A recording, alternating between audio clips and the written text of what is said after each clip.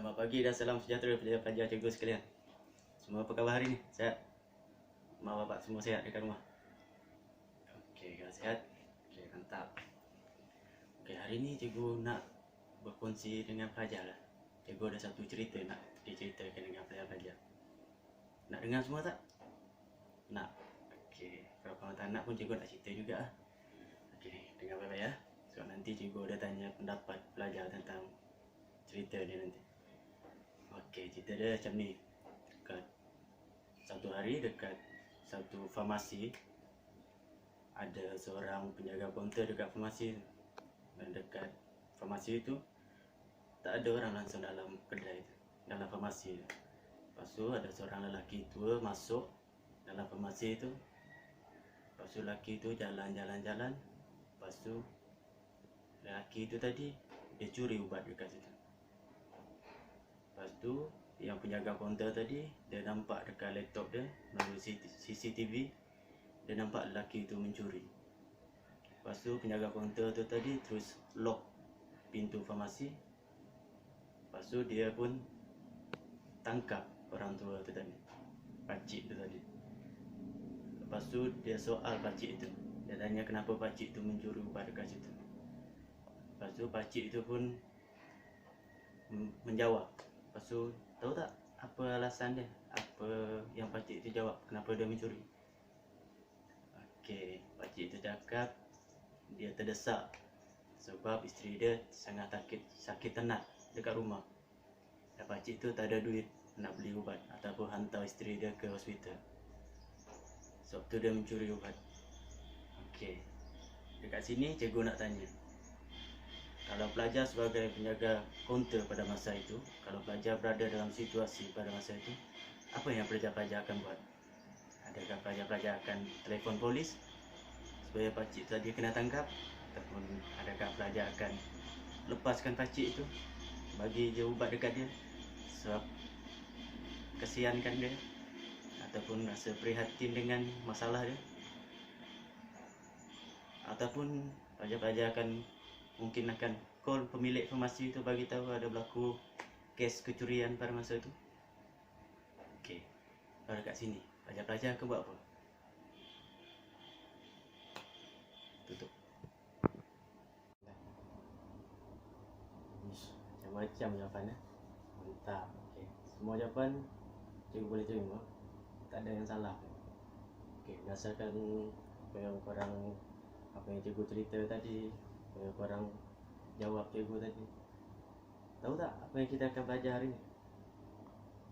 Okay, topik yang sangat menarik untuk kita bincangkan nanti. Dia berkaitan dengan keputusan. Okey, topik dia adalah prinsip keadilan dan keprihatinan dalam membuat keputusan. Okey, sebelum kita start belajar, kita regangkan badan. Okay, ready? Okay, let's go. Stop.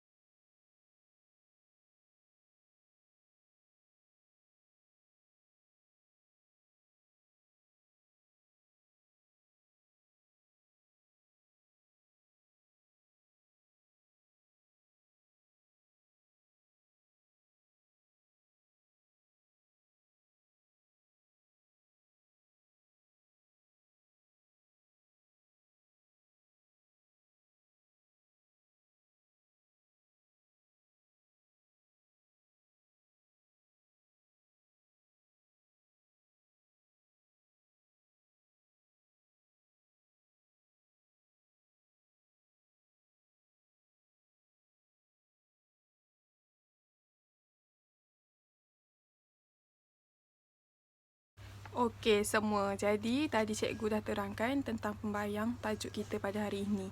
Jadi kamu semua dah tahu dah kan apa yang kita akan belajar hari ini, apa tajuk apa yang kita akan belajar hari ini. Jadi tajuk hari ini cikgu nak kamu semua buka muka surat 30. Okey. Buka muka surat 30, Okey, dalam buku tu ada diterangkan beberapa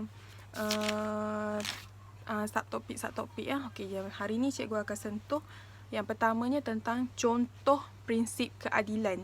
Okey, contoh prinsip keadilan ni dia juga terbagi kepada dua lah. Antara yang pertamanya prinsip keadilan dan yang keduanya prinsip keprihatinan. Okey, yang pertama kita tengok pada prinsip keadilan. Yang pertama, bersikap tidak berat sebelah. Bersikap tidak berat sebelah ni maksudnya kalau kita tidak tak adil, kita lebih kepada satu pihak. Contoh yang pertama ialah pemilihan calon. Pemilihan calon ni biasanya berlaku bila kita nak buat bila kita nak melantik ketua, kita nak melantik seseorang untuk lead satu kumpulan ataupun untuk jadi ketua dalam satu-satu program. Jadinya pemilihan calon ni perlu kepada undian khalayak ramai. Okay, kita tak boleh mentang-mentang contohnya calon tersebut salah seorangnya merupakan anak saudara kepada cikgu. Okay, kita tak boleh terus pilih calon tersebut sebab kita perlukan undian. Sebab mungkin ada sesetengah orang yang tak setuju calon tersebut dipilih sebagai ketua. Yang kedua, pemberian ganjaran atau hukuman. Okey, yang ni kita boleh tengok daripada sekolah. Biasa sekolah rendah, sekolah menengah. Okey, contohnya biasa yang berlaku ponteng sekolah, tak siap kerja sekolah. Okey, kebiasaannya anak cikgu. Okey, kebiasaannya anak cikgu ni dia akan ada title, dia ada anak cikgu. Jadi dia boleh buat sesuka hati di sekolah. Okey, pihak sekolah tak boleh nak mempertikaikan, tak boleh nak ambil tindakan sebab dia anak cikgu, tak boleh. Sebab kesalahan tetap kesalahan. Bila anak cikgu tu sendiri melakukan kesalahan, jadi pihak sekolah wajib dan perlu untuk menghukum berdasarkan kesalahan-kesalahan yang dilakukan. Okey, seterusnya layanan sama rata. Layanan sama rata ni macam berkait dengan tajuk tadi, subtopik tadi, dia perlu adil. Okey, antara yang pertama, tanpa mengira status sosial. Tanpa mengira status sosial ni contohnya walaupun awak hidup miskin ke, awak hidup kaya ke, tapi jangan sombong. Okey, jangan sombong sebab kita sendiri tak tahu bila kita susah. Betul tak? Yang keduanya, tanpa mengira sosioekonomi. Sama je lah. Miskin kaya, awak ada title pangkat, awak ada pangkat besar, awak ada kereta besar, awak ada office besar. Tapi jangan disebabkan pangkat, disebabkan kita punya title tu, kita rasa bangga. Kita rasa bangga dan kita rasa tak nak tolong orang-orang bawah yang memerlukan bantuan. Seterusnya, menghormati hak individu. Hak individu. Yang pertama ialah kemudahan untuk orang OKU. Kita kalau ada rezeki lebih ataupun kita boleh tolong orang-orang yang mampu, jadi kita berhak untuk memberi bantuan untuk memudahkan. Sebab kita sendiri tahu orang kurang upaya ni memang susah untuk bergerak, memang susah untuk bekerja, memang susah untuk melakukan satu-satu perkara. Jadi kita yang normal ni tak salah kalau kita menolong. Yang keduanya, keperluan untuk golongan kurang bernasib baik. Contohnya macam saya cakap tadi lah, contohnya kita tahu biasanya dekat Kuala Lumpur ada sesetengah tempat yang ada gelandangan, homeless, dia orang tak ada rumah. Jadi apa kata kalau kita yang mampu ni boleh tolong buat bancian ataupun boleh tolong dia orang, boleh tolong mereka dari segi makanan, duit. Jadi dekat situ dia orang rasa ada orang yang prihatin dekat dia orang walaupun dia orang homeless. Okey. Seterusnya, adil dalam mengagihkan sumbangan atau bantuan. Ini lebih kepada mangsa-mangsa bencana, mangsa-mangsa banjir. Kita tak boleh nak kita tak boleh nak membiarkan mangsa-mangsa ni lebih terbeban dengan dia orang dah ada bebanan dah, dia orang ada masalah. Tapi kita dah tahu dia orang ada masalah, beban, tapi kita tak nak tolong, tak boleh. Sebab apa? Sebab dalam prinsip keadilan dan prinsip keprihatinan dalam membuat keputusan dia penting. Okey. Dan yang terakhirnya, rakyat yang berkeperluan. Contohnya orang yang tak ada rumah. Okey, macam kita sedia maklum Ustaz Abid Liu, dia banyak menolong orang-orang yang homeless, orang-orang yang tak ada rumah. Dia tolong dapatkan rumah, dia tolong bagi rezeki dia share rezeki dia. Sebab apa? Dia percaya bila kita banyak memberi, kita akan banyak lagi mendapat. Faham tak? Okey, seterusnya kita beralih kepada contoh prinsip keprihatinan. Tadi prinsip keadilan. Saya dah cakap dua. Dia ada dua. Prinsip keadilan dan prinsip keprihatinan. Sekarang prinsip keprihatinan. Yang pertama ialah berperikemanusiaan. Menunjukkan sikap simpati terhadap mangsa banjir. Okey, walaupun ni lebih kepada simpati, dia lebih kepada perasaan. Okey, walaupun kita tak mengalami masalah seperti diorang banjir, tapi kita sebagai manusia mesti ada satu perasaan simpati yang mana kita kesian apabila diorang ditimpa masalah banjir lah, banjir. Biasa keadaan banjir ni, rumah rosak, hilang, kereta rosak, barang-barang, dokumen-dokumen semua tak sempat diselamatkan. Jadi daripada situ kita perlu rasa simpati yang mana kesian kat diorang sebab diorang kurang bernasib baik. Yang kedua, mengambil kira keperluan golongan kurang bernasib baik. Okey, yang ni sebenarnya tajuk subtopik ni berkait dengan yang saya dah terang. Dia mengambil kira keperluan golongan kurang bernasib baik. Macam kalau kita tahu kita mampu untuk memberi sumbangan, kita mampu untuk memberi pertolongan, tak salah kalau kita menghulurkan bantuan. Kita ambil kira, kita buat bancian daripada rumah ke rumah, daripada satu tempat ke satu tempat. Apa sebenarnya kekurangan yang tak cukup lagi. Okey, yang mana kita tak cukup tu kita tambah, kita cukupkan. Macam tu. Yang ketiganya, pemurah, memberi bantuan. Seterusnya, pemurah, memberi bantuan kewangan apabila diperlukan. Macam masa-masa banjir tu memang tak sempat nak selamatkan dokumen, tak sempat nak selamatkan duit, rumah pun hanyut, kereta pun hanyut, rosak, memang tak sempat nak selamatkan. Jadi kita yang ada rezeki lebih ni tak salah kalau kita beri bantuan daripada segi kewangan. Bukan kewangan saja, masalah sokongan, dorongan moral, kekuatan diorang. Bila kita bagi sokongan kat diorang, diorang percaya mana ada orang masih nak tolong mereka. Okay? Meluangkan masa untuk membantu orang lain. Okey, meluangkan masa untuk membantu orang lain ni macam kita tahu, kita walaupun sesibuk mana pun, tapi ambillah masa seminggu tu, dalam seminggu tu 2 hari sekali untuk kita turun padang sendiri, untuk kita tengok macam mana keadaan orang-orang yang susah ni. Macam mana kehidupan seharian diorang, menjalani kehidupan diorang yang mana susah nak dapat makanan, susah nak bergerak, susah. Jadi daripada situ kita boleh tahu macam mana, kita boleh rasa. Dan sebab tu perlunya simpati, perlunya empati. Empati ni apa? Empati ni kita meletakkan diri kita di tempat diorang. Yang mana kalau kita rasa kesian tu, diorang lagi-lagi rasa sedihnya. Kalau kita sedih, diorang lagi-lagi sedihnya. Okey, sekarang ni boleh faham setakat ni?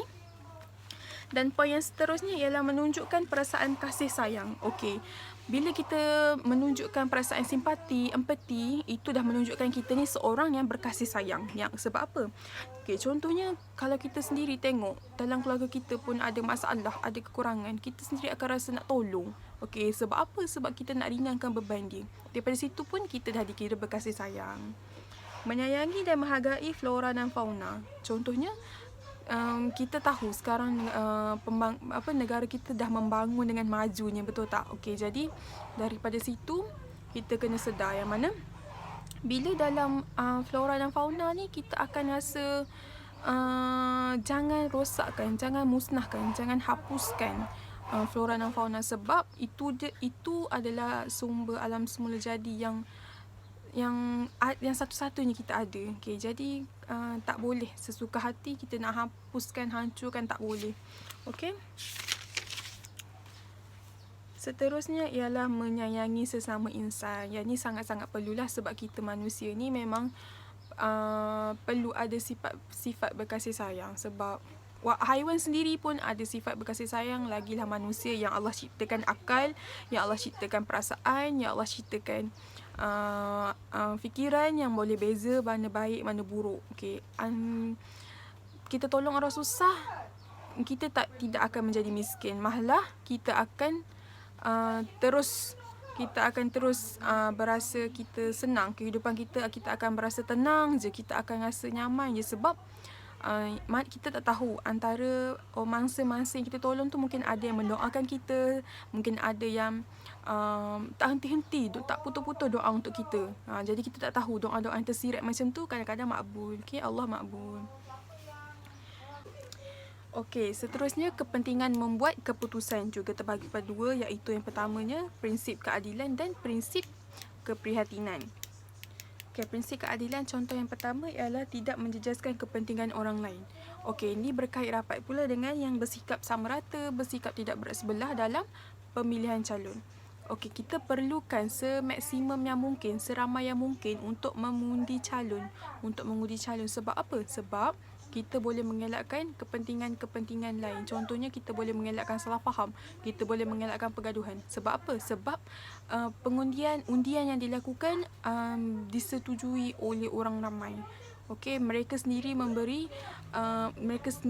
pendapat mereka sendiri, pilihan mereka sendiri berdasarkan undian tersebut. Faham?